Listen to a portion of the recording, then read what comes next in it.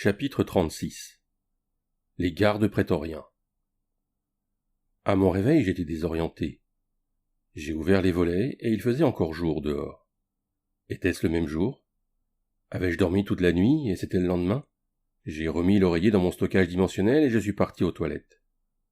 Lirkin était dans la cuisine, en train de préparer les repas. « Ah, mon beau gosse, tu es venu m'aider à préparer le dîner ?» Je pensais que j'allais recevoir ses commentaires sur mon rasage et ma coupe de cheveux pendant un moment, même si j'avais déjà une barbe de 5 heures. Non, c'est donc le même jour que je suis rentré. Oui, Constantin m'a dit de te laisser dormir toute la journée, maintenant que tu es habillé comme un premier citoyen, rit-il en me lançant un petit pain tout juste sorti du four. J'ai mordu dans le petit pain sucré, farci aux épinards, au fromage et à l'œuf. Je me suis un peu brûlé la bouche, alors je l'ai mâché lentement, et j'ai pris de petites bouchées. Je suis resté là à manger pendant que Lirkin cuisinait. « Peux-tu aller chercher un des tonneaux de 20 gallons dans le garde-manger et me l'apporter pour le dîner ? Castille a dit que nous allions fêter notre premier légionnaire mort-vivant de la compagnie. » La blague me fit froncer les sourcils. J'avais appris qu'il existait des vrais morts-vivants dans ce monde. Des squelettes animés, des spectres, des liches, des ghouls. Des choses qui se bousculaient dans la nuit et qui voulaient bel et bien vous tuer. Les morts-vivants résidaient généralement dans des donjons, mais j'avais entendu dire qu'une île était censée être peuplée de ces créatures dans l'un des grands océans. Je descendis à la cave et pris le tonneau de 100 kilos. J'avais un peu de mal à monter les escaliers, car il était terriblement lourd. Arrivé en haut de l'escalier, je le fis rouler par terre. « Le chariot-traîneau était-il cassé ?» demanda Lirkin avec curiosité en me voyant. Bien sûr qu'il y avait un chariot. C'était un gros chariot à 2 roues que j'avais dépassé en bas des escaliers. Non, j'avais envie de tester ma force, dis-je. Et Lirkin eut un sourire narquois. Où est Constantin? Je suis surpris qu'il ne m'ait pas réveillé lui-même pour l'entraînement. Dans les jardins, pas vers les vergers, de l'autre côté de la maison. Il s'entraînait là-bas. J'ai entendu dire qu'on en avait fini avec les patrouilles dans les marais, mais qu'on allait commencer les patrouilles de nuit en ville. Adrian est chargé des assignations, dit Lirkin en me lançant un autre petit pain en partant. Je l'attrapai adroitement d'une main et l'agitai légèrement pendant qu'il refroidissait. Quelques hommes se reposaient dans la salle de bal, et j'ai eu droit à des sifflets et des huées. Eh bien qu'ils aillent se faire foutre. On verra bien si je leur offre d'utiliser mon kit de barbier. Constantin était dans les jardins et s'entraînait avec Brutus et Flavius. Je m'approchai d'eux en mangeant le petit pain. Les 2 hommes de Durandus s'étaient nettoyés, ils étaient même rasés de près. On aurait dit que Constantin testait l'adresse de Brutus à la lance et celle de Flavius à l'épée. Ils s'arrêtèrent pour boire tandis que je demandais. « Est-ce que ce sont les 2 seuls que nous avons récupérés parmi les restes de la compagnie de Durandus ?» Constantin aboya. « Ce sont les 2 seuls que tu as recommandés à Adrian. » Ils avaient tellement confiance en mon avis. Brutus répondit. « C'est à cause de toi que nous sommes coincés dans cet abîme de feu, Eric. Je ne sais pas si je pourrai jamais te pardonner. Des lits moelleux, du vin de noble, de la viande fraîche à chaque repas. Je crois que nous ne sommes plus amis. » Nous nous sommes serrés les poignets. Flavius m'a ensuite serré le poignet. Constantin me lança une lance enveloppée. « Puisque vous êtes tous amis, voyons voir comment vous vous battez. » C'était un entraînement à la lance et au bouclier contre le bouclier et la lance de Brutus. J'étais surclassé. Brutus était un excellent lancier et maniait bien le bouclier. Ensuite, j'étais opposé à l'épée et au bouclier de Flavius. Je m'en suis bien mieux sorti et c'était à peu près jeu égal pour les coups mortels.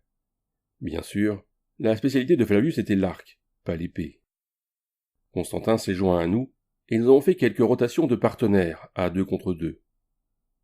Constantin utilisait parfois une épée courte et une dague de parade, ou une épée courte et un bouclier. La dague de parade était mortelle, car elle pouvait accrocher la pointe de la lance et empêcher de la retirer, offrant ainsi une ouverture à Constantin. Brutus n'a été victime qu'une seule fois, tandis que je suis tombé plusieurs fois. Au coucher du soleil, on nous a appelés à dîner, comme des enfants de la cour de récréation. J'avais pas mal d'échymoses et je boitais légèrement, mais la douleur ne me gênait plus. Elle faisait désormais partie intégrante de mon quotidien. Brutus et Flavius sont partis. Et j'ai eu l'occasion de parler à Constantin. Il a commencé. « Ravi que tu aies survécu à ce désastre. Delmar m'en a parlé. Sache que Castille ne pensait pas que Durandus était aussi bête. Elle t'a envoyé avec lui pour évaluer sa compagnie, pas pour te faire tuer. » Sa défense de Castille m'a quelque peu déconcerté. Je n'ai pas discuté. J'ai plutôt posé une question brûlante. Feur semble en savoir toujours long. Comment se fait-il qu'il ne soit pas l'un des lieutenants ? Nous avons continué à ramasser des armes sur la place et à les ranger, et Constantin est resté silencieux pendant un moment.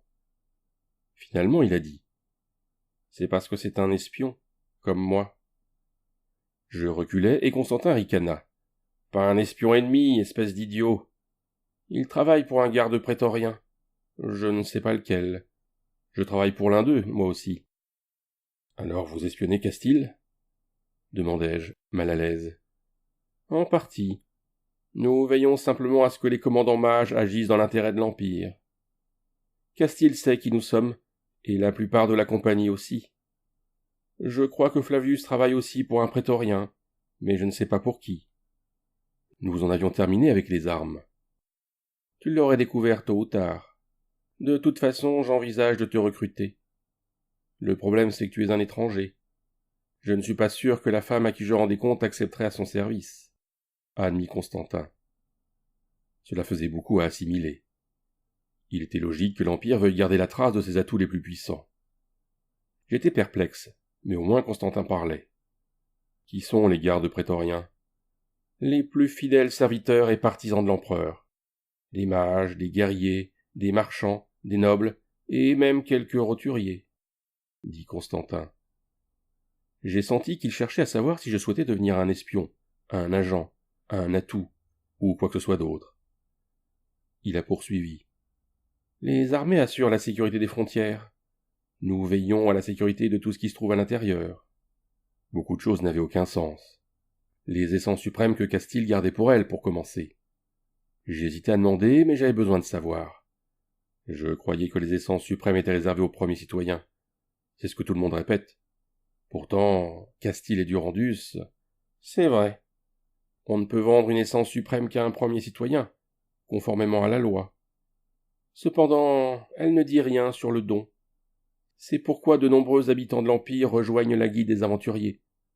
Ainsi, ils peuvent retourner chasser et expédier des essences vers d'autres halls de la guilde, hors de Désia, pour les vendre, m'informa Constantin. Je n'avais entendu parler que de la guilde des aventuriers, et n'avais jamais vu d'aventuriers eux-mêmes, ni aucun de leurs bâtiments. J'imagine que l'Empire préfère utiliser les compagnies de la Légion, plutôt que d'autoriser des aventuriers à entrer sur son territoire. Alors Castille n'enfreignait pas la loi en me donnant les essences suprêmes dans le donjon ? Je replongeais dans ma confusion initiale. Constantin haussa les épaules. Les mages ont toute liberté. L'empereur doit les satisfaire. Les compagnies de mages de la Légion sont le ciment de l'Empire, admit-il. Combien y a-t-il de mages ? Demandai-je, extrêmement intéressé. Tu es terriblement curieux ce soir. Es-tu sûr de ne pas être un espion venu d'un pays étranger ? Demanda-t-il sérieusement, avant de me taper dans le dos et de rire. Mais il ne répondit pas à ma question avant que nous entrions dans la salle à manger pour rejoindre tout le monde à table. La nourriture et le vin étaient copieux, et j'ai été salué trop de fois pour être considéré comme un retour d'entre les morts. Ils souhaitèrent également la bienvenue à nos 2 nouveaux membres. Le vin coula à flot et le tonneau fut vidé rapidement. Adrien est venu donner des ordres et a été hué pour avoir gâché l'ambiance. Être de garde la nuit dans la ville haute n'allait pas être une partie de plaisir. Dormir le jour et arpenter les rues la nuit allait devenir la norme pour les semaines à venir. Le conseiller du baron, responsable de la ville, déplaçait davantage d'hommes vers la ville basse, car les cambriolages se multipliaient. Nous allions donc ouvrir la ville haute pour lui. Pour maximiser la couverture, nous travaillerons par équipe de 4. Mon équipe, sans surprise, était composée de Constantin, Félix et Mathéo. J'avais souvent partagé ma chambre avec Félix et Mathéo. Constantin s'était montré très intéressé par moi, et j'en connaissais désormais la véritable raison. Adrien termina d'annoncer les patrouilles, mais ajouta : « Éric, Brutus et Flavius ont leur soirée libre. » Ce fut accueilli par des huées moqueuses. « Ils ont besoin de se reposer et d'aller chez le coiffeur. » Des railleries fusèrent dans la salle. « Puisqu'on va sauver la ville dans l'obscurité, commencez à dormir pendant la journée. Nous allons installer des rideaux occultants dans la salle de bal. » Je doutais de la sagesse d'envoyer des soldats après qu'ils aient consommé de l'alcool. C'était un peu suspect, à mon avis. On les a congédiés en leur disant de s'équiper et de dégriser. Les patrouilles ont commencé 2 heures plus tard. J'étais déjà bien reposé et je me barricadais dans ma chambre. Grâce aux pierres lumineuses, je n'aurais plus besoin de la lampe à huile pour m'éclairer. Avec mon oreiller griffon soutenant ma tête, je me suis mis sérieusement à travailler sur la forme magique pour soigner. L'intention était essentielle lorsqu'on imprégnait une forme magique. Je ne voulais pas d'une forme inférieure qui ne soignait que la chair. Je voulais que la forme magique de guérison puisse réparer mes organes et mes os si nécessaire. J'avançais prudemment dans mes tentatives de création de sorts de guérison jusqu'à sentir l'odeur du petit déjeuner. Je remballais mes affaires et allais jusqu'à la cuisine et des lirkines en préparant une bonne quantité de bacon. Des escouades rentraient de patrouille, les yeux embrumés et affamés. Parfois, elles prenaient de la nourriture et repartaient. D'autres fois, elles nous racontaient leur nuit. Poursuivre des cambrioleurs, raccompagner des nobles ivres, fouiller des bâtiments abandonnés, et surtout être visible du public. C'était la principale raison de nos patrouilles. On voulait que les gens sachent que les hommes de la Légion étaient à l'œuvre, les guerriers d'élite de l'Empire. Alors qu'ils s'éloignaient, j'ai aidé Lirkin à organiser le déjeuner, puis je suis allé participer au programme, dormir pendant la journée et se promener dans le noir.